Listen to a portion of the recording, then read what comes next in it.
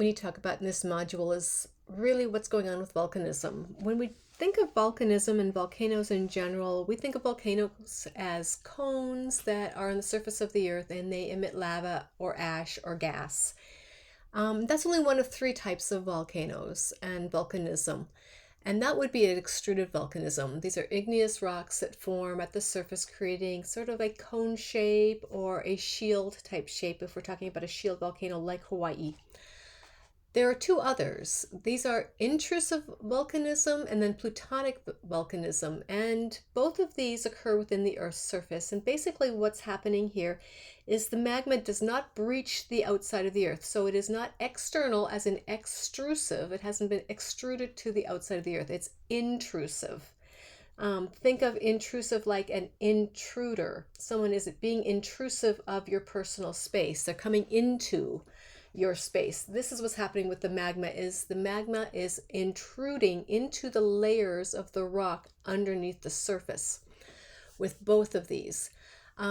With intrusive volcanism proper, in using that term, the igneous rock above the magma chamber sees magma penetrated into those layers, and that magma is generally shallow. It's maybe a few hundred feet beneath the Earth's surface, and eventually what happens is the layers of rock above that hardened magma then erode away and you leave this structure behind.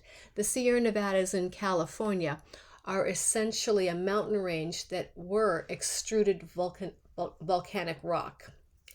That the overburden had eroded away to expose what was going to become this mountain range. Plutonic volcanism is the magma has never left the chamber and it's at a deeper place in the Earth's surface and it cools and hardens there.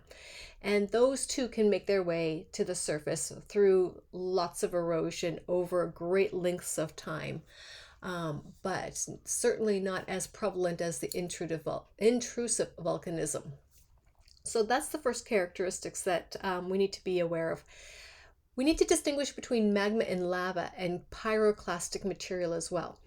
Magma is essentially lava, but it hasn't breached the surface of the Earth yet. It remains under the surface of the Earth. Lava is what we call magma after it's left the Earth underground and has reached the surface of the Earth.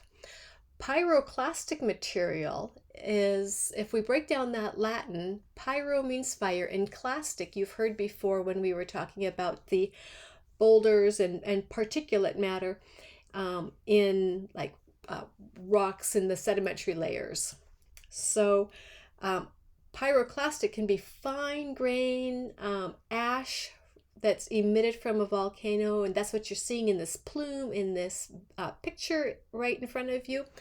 And that is tiny little particles, and those particles can range from those microscopic scales, which is essentially glass, by the way, through to large boulders the size of many of the buildings on campus.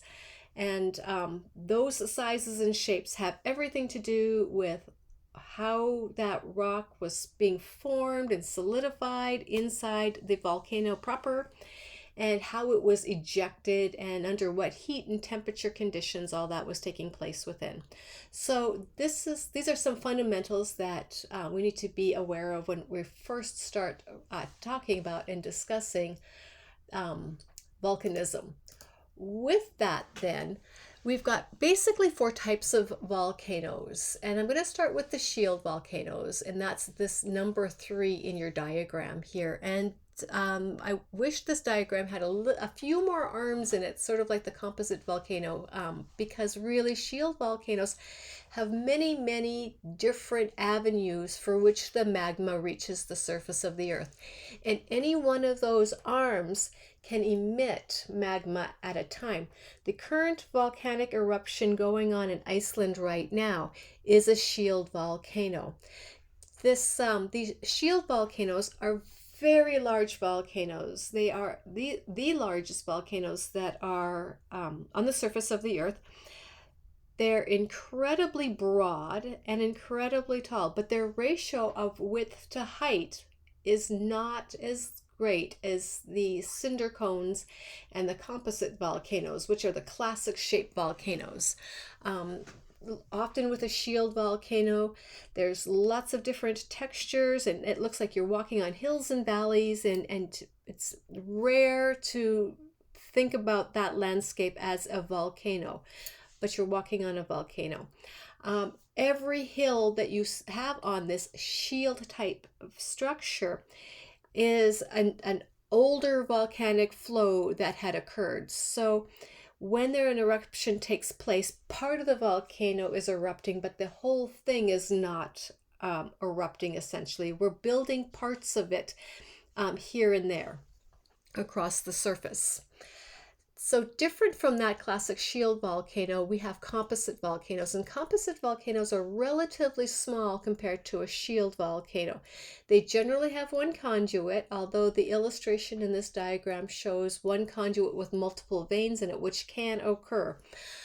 With a composite volcano, what happens is an initial amount of magma reaches the surface and spills onto the surface of the earth. The next eruption builds on top of that first eruption, and then the third one on top of the previous eruption, and it starts to build like an onion has layers. Or a tree has rings, with the oldest eruptions in the center, and concentrically moving outward, we've got younger and younger eruptions. And the sides are relatively steep sloped, and the volcano is pretty much symmetrical. So I want to contrast that again with the shield volcano. The shield volcanoes are not symmetrical, and the lava, when it flows over the sides, does not occupy the entire surface.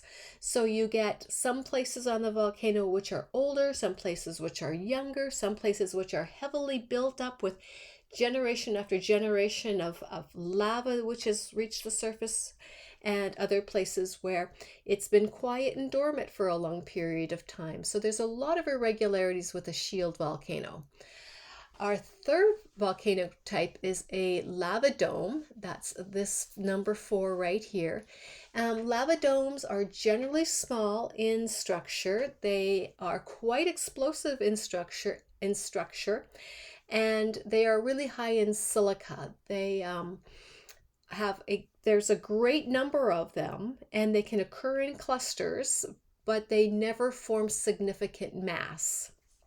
So a few hundred feet in height is not uncommon for its size.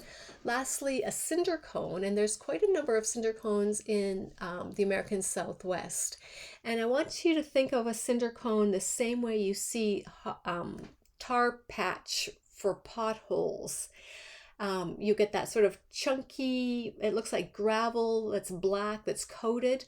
That's essentially what's happening here, is that instead of a nice viscous lava that's flowing and then coats the outside of the surface of the volcano, you're getting debris flow. It's an explosive sputtering of matter, pyroclastic material that can be the size of your thumbnail to the size of your fist in terms of material. This is symmetrical in shape, and these are relatively small too, but they can be 200 or 300 meters in height. So those are your 4 basic volcano types.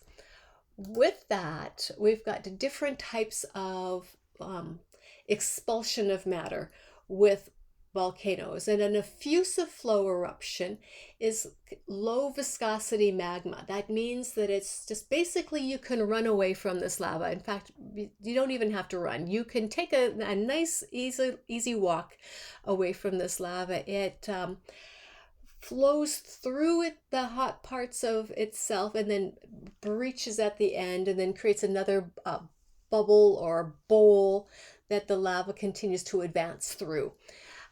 This is the type of eruption that's happening in Iceland right now. So if you take a look online, or you link to the video that I'm going to have in this module, you're going to see that that people are easily walking up to these this flow, that there's really not a whole lot of danger unless you get really close, and the temperatures really wouldn't allow you to get much closer than what you're seeing the folks getting to in the video.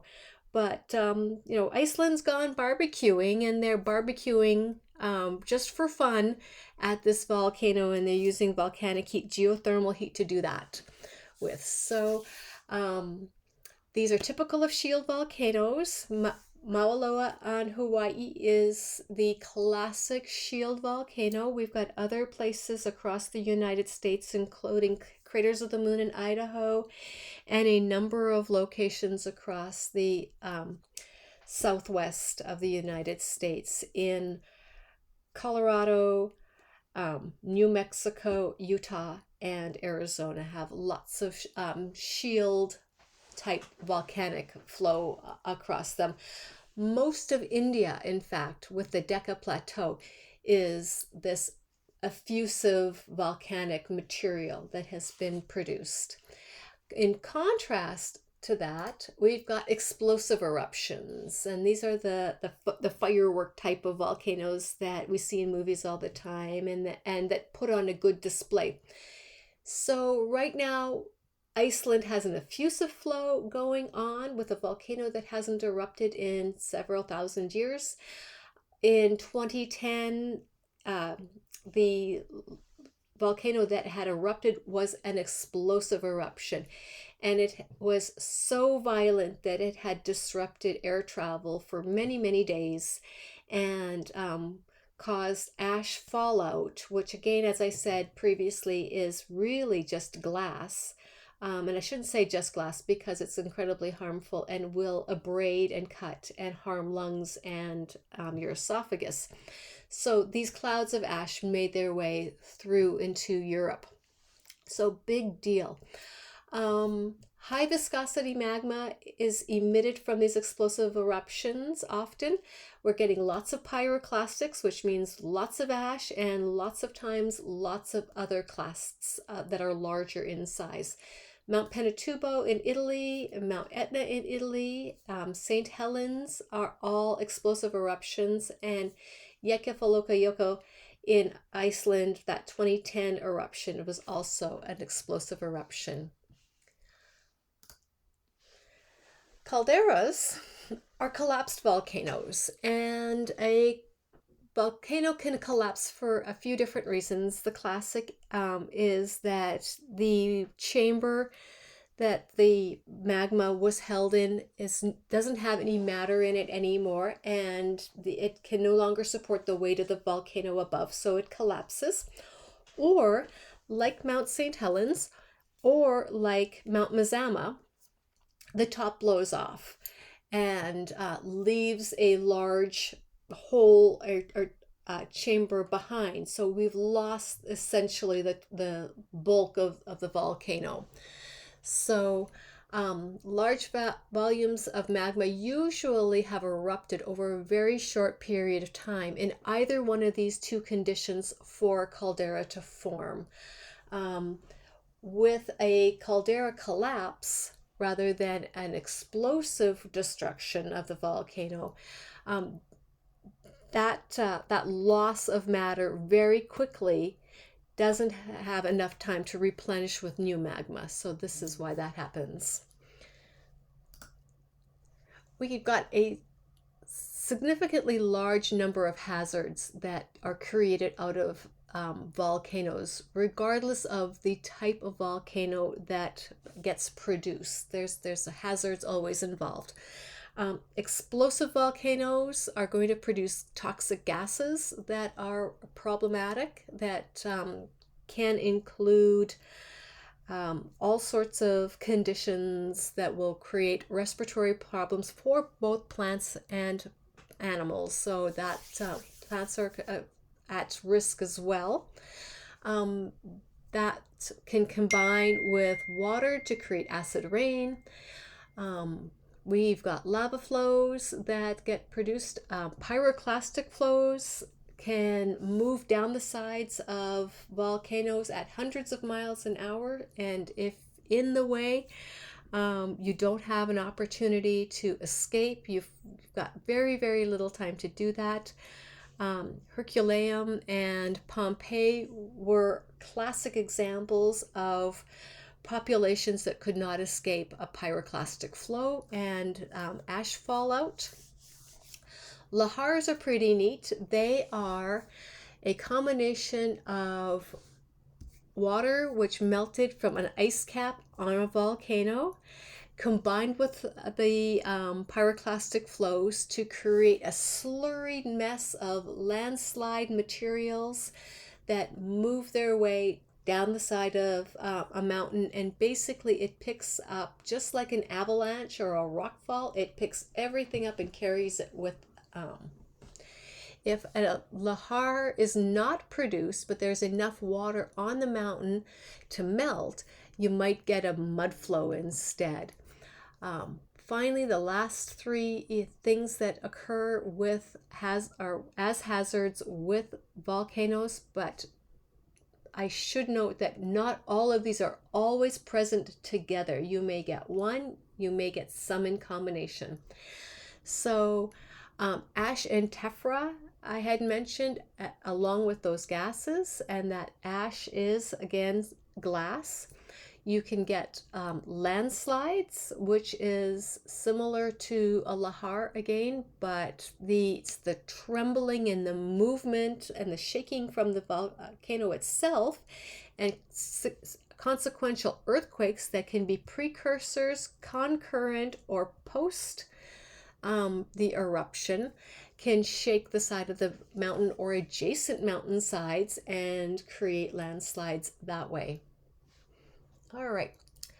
Finally, the last thing that I want to introduce before we get into geomorphology, which is the next set of slides for this semester, is diamorphism.